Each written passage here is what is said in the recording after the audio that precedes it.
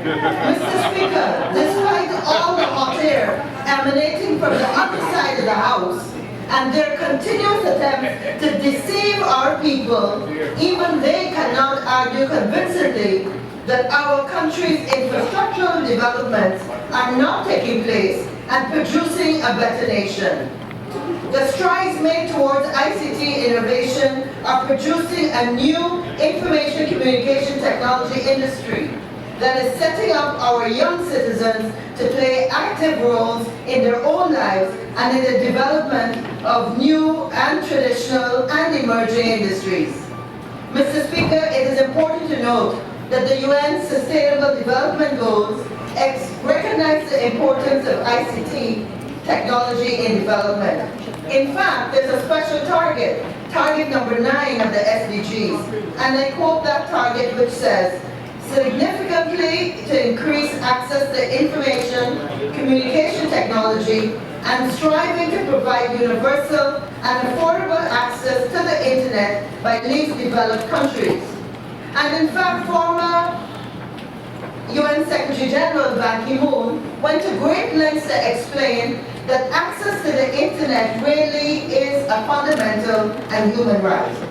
So, Mr. Speaker, it is against this background that the mandate of the Ministry of Public Telecommunications is to transform Guyana into a knowledge-based, well-educated society with people and businesses that are productive and globally competitive.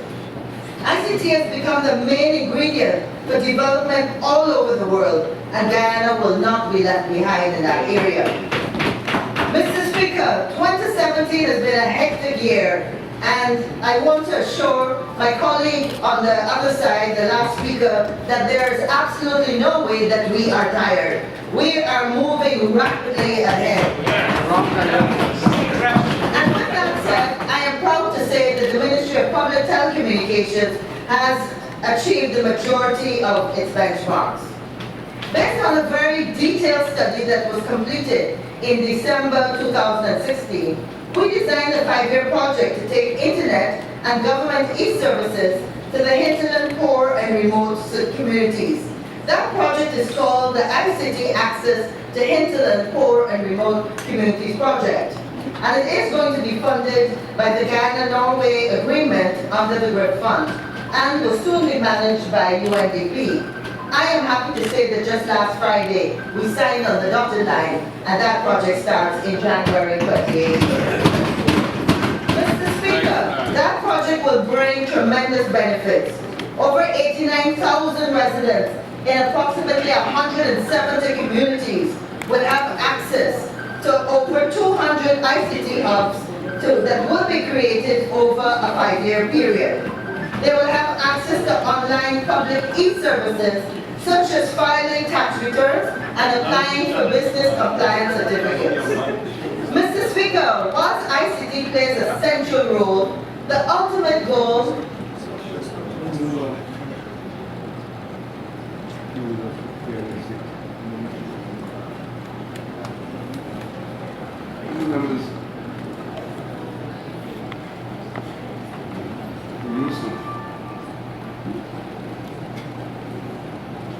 try to avoid our cell phones being active to disrupt proceedings in Parliament. I address these remarks to the honourable members, but those remarks are equally applicable to all other persons who are in the chamber. Please. Thank you, Mr. Speaker. So I was actually, in fact, talking about the important role ICTs will play. And the ultimate goal is to enhance the sustainable human development of residents in those internet poor and remote communities. Mr. Speaker, in 2017, we completed the restructuring of the National Data Management Authority, the NDMA, and it merged with the executing arm of our ministry, the e-government unit. And this was to enable us to satisfy government's commitment to improve the delivery of public services as well as citizen-to-government interaction. So the new purpose of the NDMA is to execute all e-government programs, leveraging e-government as a platform for sustainable economic development. The Honorable Minister, you always try to slip one through on us. Honorable Minister, maybe your technical people did not provide the correct details. And it should be known that Mascaneri got internet connectivity long before the APN. Didn't they want one strip? And the government of Guyana. Minister poured away the legs and spoke about the excessive development and fixing all the problems. But Mr. Speaker, according to the public sector investment report, June 2017, the Ministry of Public Communications spent 5% of its budgetary allocation. And by some magical one, at the ending of the year, it will spend 75% this year. By a magical one. Some magical one. Magical one, Mr. Speaker. Fairy godmother, Mr. Speaker, I rise today with a sense of relief and anguish at the same time. Relief in the sense that the government has finally touched down from that colossal trip to power mania and squander mania. And regain touch with reality, the very reality Guyanese have been facing for the last 2.5 years. Mr. Speaker, as we say in Guyana, the bubble bust. And anguish, Mr. Speaker, I say anguish because in my mind, Budget 2018 seems tailored to further enrich selected group of cronies and to offer political patronage, while not offering anything to the ordinary working Guyanese who are forced to live from paycheck to paycheck and they cook up on plantation daily sales.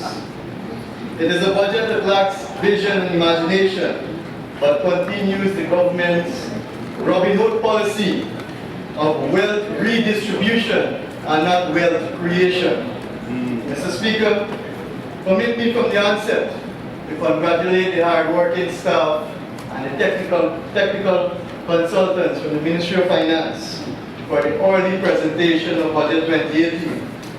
It would be remiss of me not to recognize the Honorable Minister of Finance, Mr. Winston Jordan's tendency of etching his name into the history books of Guyana by first presenting successive early budgets and then as the finance minister to feature so prominently with that characteristic broad smile on billboards across the country, which only serves to notify the nation of Budget Day and not what Budget 2018 offers the people of Guyana. Mr. Speaker, the cost of these billboards, I'm sure amongst the millions, wasteful considering the dismal macroeconomic outlook and the fiscal space. I'm sure the Honorable Minister will rebut to say that the donations, that they were donations, just like the Victoria arches lining the roadway across the country. Mr. Speaker, if so indeed, couldn't these so-called donations be channeled into areas that our people could have benefited? Couldn't it be used to enhance the welfare of our people? There are shortages of drugs throughout the country, Mr. Speaker, especially in the hinterland regions. There are playgrounds that needs fixing, one not too far from the famous presidential arch on the east coast of Demerara. There are deplorable roads in Diamond New Scheme, canals number 1 and 2, Blackbush Boulder, and many other areas. I join with the rest of my colleagues in congratulating the Honorable Finance Minister for a budget it will receive. Mr. Speaker, in 2018, agriculture will continue to contribute 14% to the economy through inputs in the areas of livestock, fisheries, crops, drainage and irrigation, education, hydrometeorology, pesticide management, and marketing.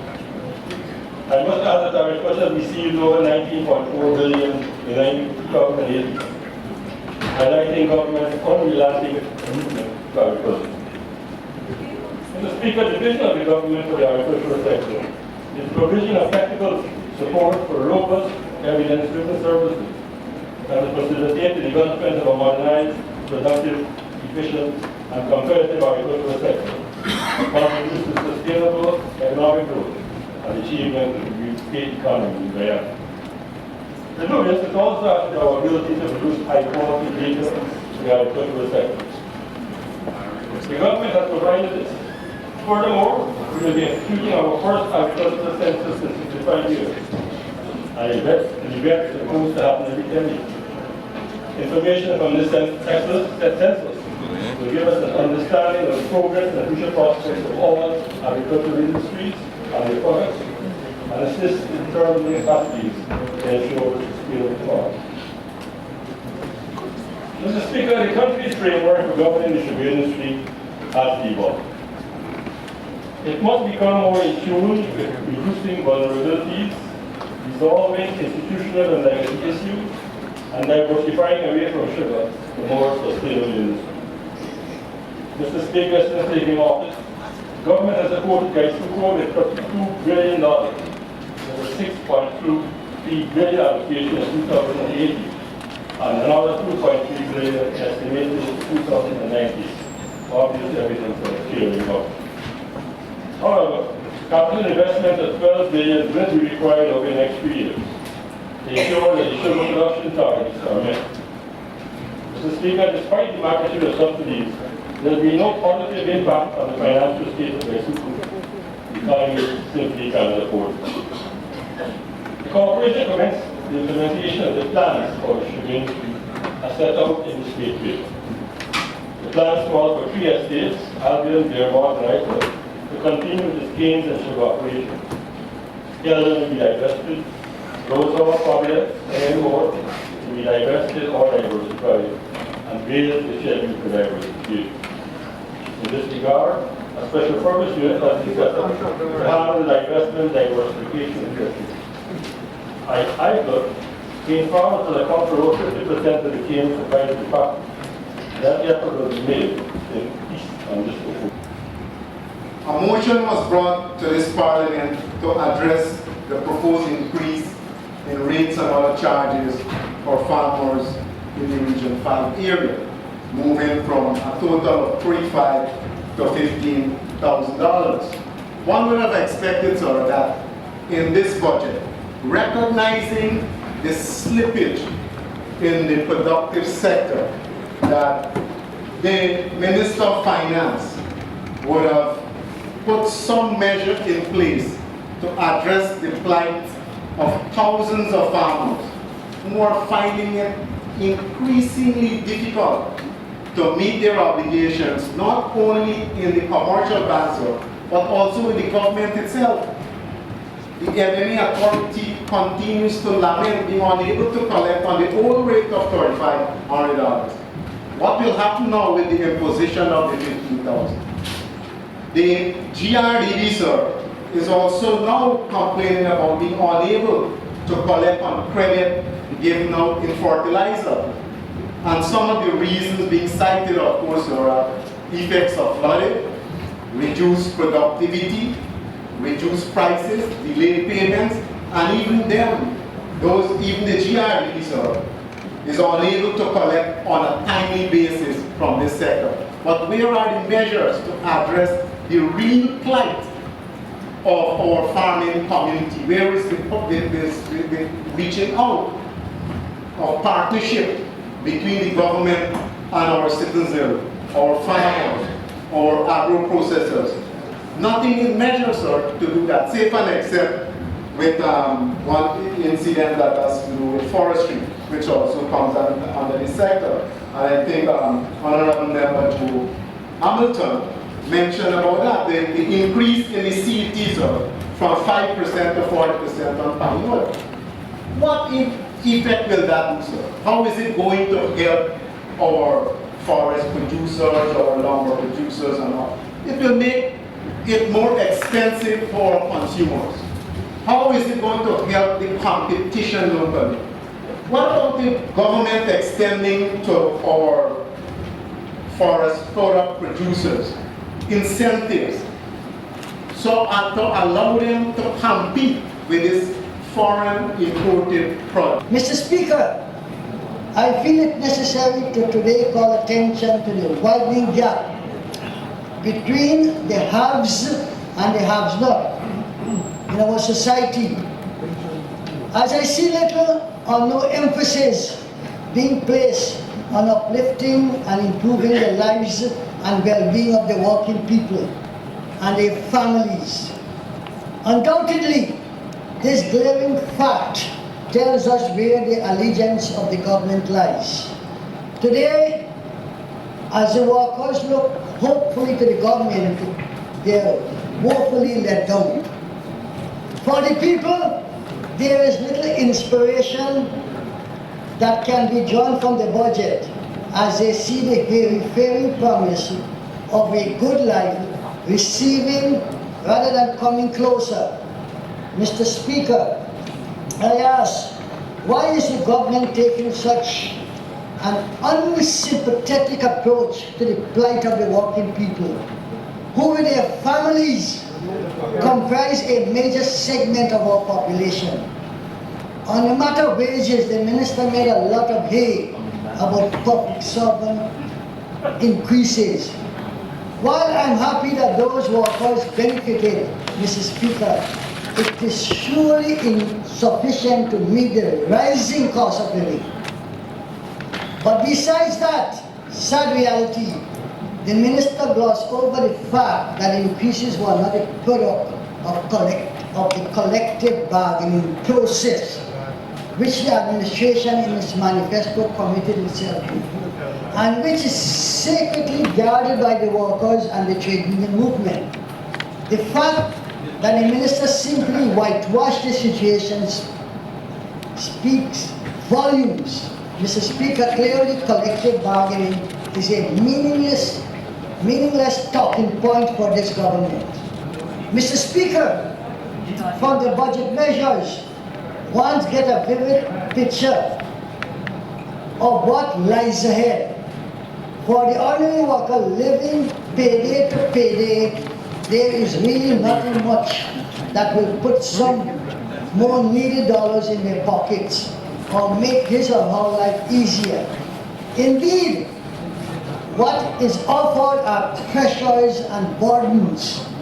Mr. Speaker, while the government triumphantly speaks about the removal of taxes on vacation allowances in the private sector, a welcome move. At the same time, I must note that many ordinary workers will not benefit from such a measure. Similarly, the minister's tinkering with the income tax regime will certainly not benefit very many of our ordinary workers, as they cannot afford to stop working during the year.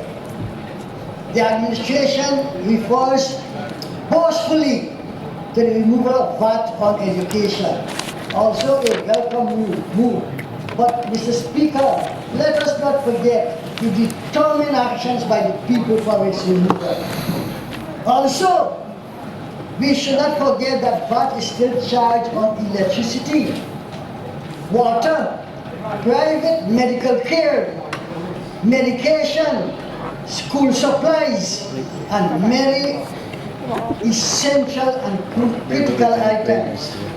While many of the massive increases in the cost of government service remain in place, clearly the pressure borne by our ordinary working people are continuing. For our nation's elderly, whose contribution to society we are proud of, the government has chosen to rub salt in the deep wounds they have inflicted on them. After taking away their water and electricity subsidies, they are now given a pittance of $500 more a month, which is just $16 a day.